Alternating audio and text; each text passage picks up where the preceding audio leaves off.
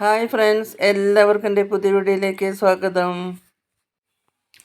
ഇന്ന് ഞാനൊരു ഉണ്ണിയപ്പമാണ് കേട്ടോ ഉണ്ടാക്കിയിരിക്കുന്നത്. സാധാരണ നമ്മൾ അരിയൊക്കെ വെള്ളത്തിലിട്ട് കുതിർത്ത് അരച്ച് അല്ലെങ്കിൽ അരി പൊടിച്ചിട്ടൊക്കെ അല്ലേ ഉണ്ണിയപ്പം ഉണ്ടാക്കാറ്.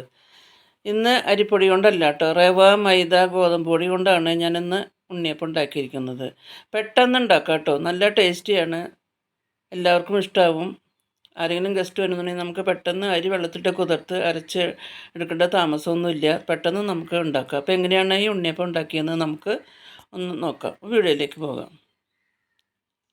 അതിന് വേണ്ടിയിട്ട് ഞാനൊരു ഫ്രൈ പാൻ അടുപ്പത്ത് വെച്ചു. അത് ചൂടായപ്പോൾ അതിലേക്ക് 1 സ്പൂണ് നെയ്യ് ഒഴിച്ച് കൊടുത്തു കേട്ടോ. ആ നെയ്യ് ഉരുകി വന്നപ്പോൾ അതിലേക്ക് ഒരു ചെറിയ മുറി തേങ്ങ ചിരകിയത്, ചെറിയ അരമുറി തേങ്ങയാണ്, അത് ചെറിയതും കൂടി ചേർത്ത് കൊടുത്തു. അതിനുശേഷം നല്ലപോലെ നമുക്ക് ഒന്ന് വറുത്തെടുക്കാം കേട്ടോ. നെയ്യിൽ നമുക്ക് തേങ്ങ ഒന്ന് വറുത്തെടുക്കണം. ഒരുപാട് അങ്ങനെ ഫ്രൈ ചെയ്ത് എടുക്കേണ്ട ആവശ്യമില്ല. ഒരു ലൈറ്റ് ഗോൾഡ് ബ്രൗൺ കളർ ആവുന്നതിന് നമുക്കൊന്ന് വറുത്തെടുത്താൽ മതി. അതിൻ്റെ കളറൊക്കെ മാറി കണ്ടോ. ഒരു ലൈറ്റ് ഗോൾഡ് കളർ ആവുന്നതിന് നമുക്കൊന്ന് വറുത്തെടുക്കാം. ഇത്രയും മതി കേട്ടോ, ഈ കളർ മതി. ഈ കളറാകുമ്പോൾ നമുക്ക് അതിലേക്ക് 1 ടീസ്പൂണ് എള്ള് ചേർത്ത് കൊടുക്കാം. സാധാരണ കറുത്ത എള്ളുണ്ടല്ലോ, കറുത്ത എള്ള് ചേർത്ത് കൊടുത്ത് നമുക്ക് വീണ്ടും നമുക്ക് ഈ ചൂടായ തേങ്ങയിൽ നമുക്കൊന്ന് വറുത്തെടുക്കാം. ഫ്ലെയിം ഓഫ് ചെയ്തു കേട്ടോ. ആ തേങ്ങയുടെ ചൂട് മതി. ആ തേങ്ങയുടെ ചൂടിൽ നമുക്ക് ആ എള്ളൊന്ന് വറുത്തെടുക്കാം. അതിനുശേഷം കുറച്ച് ശർക്കര ഉരുക്കാൻ വെച്ചിട്ടുണ്ട് കേട്ടോ. 1 കപ്പ് ശർക്കര ചെറിയ കഷ്ണങ്ങളാക്കി പൊടിച്ച് അത് ഉരുക്കാനായിട്ട് വെച്ചിട്ടുണ്ട്. കുറച്ച് വെള്ളം ഒഴിച്ചിട്ടാണ് അത് അടുപ്പത്ത് വെച്ചിരുന്നത്. ശർക്കര നല്ലപോലെ തിളച്ച് ഉരുകാൻ തുടങ്ങി കേട്ടോ. ശർക്കരയൊക്കെ നല്ലപോലെ തിളച്ച് ഉരുക്കി തുടങ്ങി. നമുക്ക് ശർക്കരയിൽ ഒരു കല്ലൊക്കെ ഉണ്ടാവും, അതുകൊണ്ടാണ് ഇങ്ങനെ ഉരുക്കിയെടുക്കുന്നത്. ഉരുക്കി നമുക്കത് അരിച്ചെടുക്കണം. അതിനുശേഷം ഒരു ബൗൾ എടുത്തു. അതിലേക്ക് 1 കപ്പ് ഗോതമ്പ് പൊടി, സാധാരണ നമ്മൾ ചപ്പാത്തിയൊക്കെ ഉണ്ടാക്കുന്ന ഗോതമ്പ് പൊടി. അതിനുശേഷം 1 കപ്പ് റവ, പിന്നെ 1 കപ്പ് മൈദ. ഗോതമ്പ് പൊടിയും റവയും മൈദയും ഓരോ കപ്പ് എടുത്തിട്ടുണ്ട് കേട്ടോ. അതിലേക്ക് ആവശ്യത്തിന് ഒരു നുള്ള് ഉപ്പും കൂടിയും ചേർത്ത് കൊടുക്കാം. മധുരമൊന്ന് ബാലൻസ് ചെയ്യാനായിട്ടാണ് 1 നുള്ള് ഉപ്പിട്ട് കൊടുക്കുന്നത്. അതിനുശേഷം 1 ടീസ്പൂണ് ജീരകം ചതച്ചത്, ഒരു 5-6 ഏലക്കായും 1 ടീസ്പൂണ് പഞ്ചസാരയും കൂടി ചേർത്ത് പൊടിച്ചത്, അതും കൂടിയും ചേർത്ത് കൊടുക്കുന്നുണ്ട്. അതിനുശേഷം നമ്മൾ വറുത്ത് വെച്ചിരുന്ന തേങ്ങ ഉണ്ടല്ലോ, തേങ്ങയും എള്ളും കൂടി നെയ്യിൽ വറുത്തുണ്ടായിരുന്നല്ലോ, അതും കൂടി ചേർത്ത് കൊടുത്തു. അതിനുശേഷം നമ്മൾ ഉരുക്കി വെച്ചിരുന്ന ശർക്കര ഉണ്ടല്ലോ, ആ ശർക്കര കൂടി കുറച്ച് നമുക്ക് ഒഴിച്ചിട്ട് നമുക്കൊന്ന് കലക്കിയെടുക്കാം.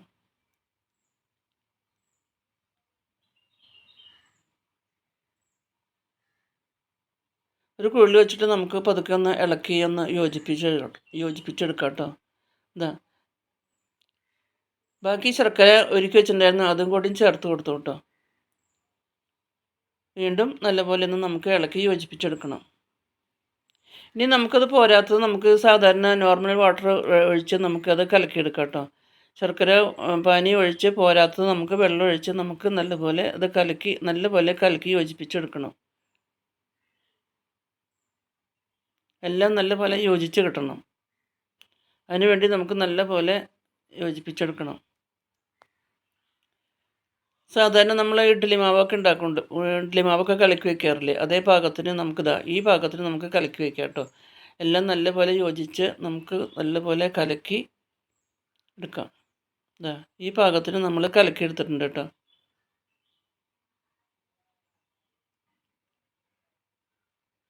ഒരു 10 മിനിറ്റ് നമുക്കത് അടച്ച് വയ്ക്കാം കേട്ടോ. അല്ലെങ്കിൽ റവയൊക്കെ ചേർത്ത കാരണം റവ ഒന്ന് കുതിരാൻ വേണ്ടിയിട്ട് നമുക്കൊരു 10 മിനിറ്റ് നമുക്ക് ഇതൊന്ന് അടച്ച് വയ്ക്കാം.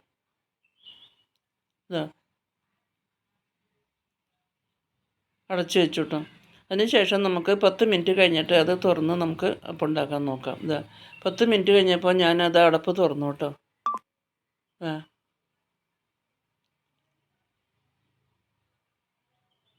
അടുപ്പ് തുറന്ന് വീണ്ടും നല്ലപോലെ ഒന്ന് ഇളക്കി യോജിപ്പിച്ചെടുത്തതാണ്. നല്ല പാകമായിട്ട് കിട്ടി കേട്ടോ.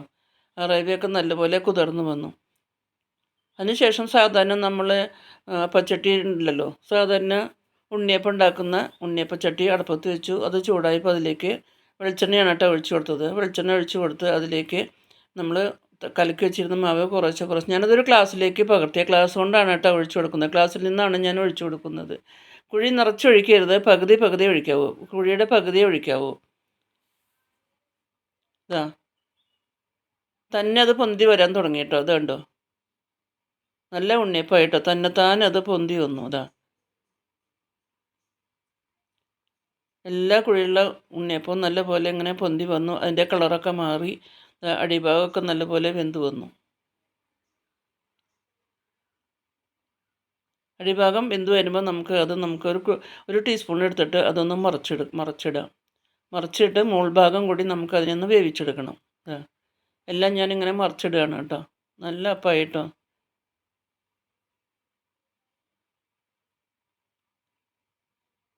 ആ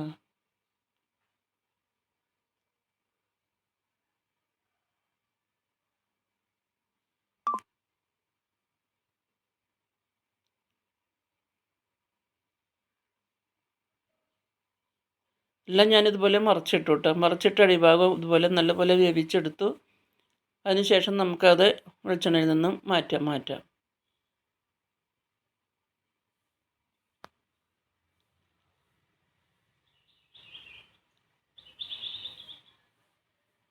നല്ല ഷേപ്പിലുള്ള നല്ല ടേസ്റ്റിയായ ഉണ്ണിയപ്പമായിട്ട് കിട്ടി കേട്ടോ.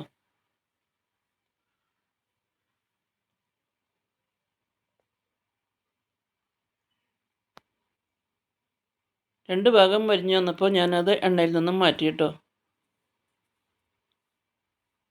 അപ്പോൾ റവ, മൈദ, ഗോതമ്പൊടി കൊണ്ട് ഉണ്ടാക്കിയ ഉണ്ണിയപ്പം നിങ്ങൾക്ക് എല്ലാവർക്കും ഇഷ്ടമെന്ന് വിചാരിക്കുന്നു. നിങ്ങൾ എല്ലാവരും ഇങ്ങനെ ഉണ്ടാക്കി നോക്കിക്കോളൂ. നല്ല ഉണ്ണിയപ്പമാണ്, നല്ല ടേസ്റ്റാണ്. അപ്പോൾ വീഡിയോ എല്ലാവർക്കും ഇഷ്ടമായെന്ന് വിചാരിക്കുന്നു. ഇഷ്ടമായാൽ ലൈക്ക് ചെയ്യാനും ഷെയർ ചെയ്യാനും കമൻറ്റ്സ് ചെയ്യാനും മറക്കരുത്. ആദ്യമായിട്ട് കാണുന്നവരാണെങ്കിൽ ഒന്ന് സബ്സ്ക്രൈബ് ചെയ്ത് സപ്പോർട്ട് ചെയ്യാനും മറക്കരുത് കേട്ടോ.